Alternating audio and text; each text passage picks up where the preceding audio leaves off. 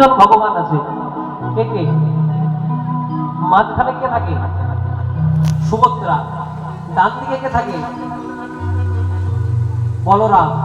আর মা দিকে জগন্নাথ।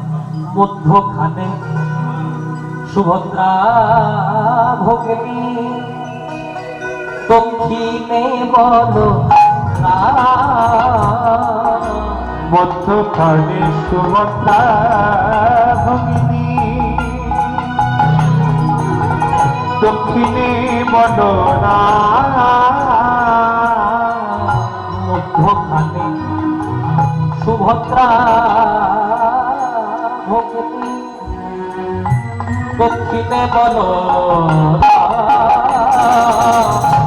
মধ্যখানে সুভদ্রা ভগিনী, দক্ষিণে বলরাম। মধ্যখানে সুভদ্রা ভগিনী মানে মাঝখানে সুভদ্রা, ডান দিকে দাদা বলরাম। মানে মাঝখানটা গেল, ডান দিকটা গেল, এবার কোন জায়গাটা পড়ে থাকে? বাঁ দিকটা। আর বাঁ দিকে কি আছে? আবার বাম পাশে, আবার বাম পাশে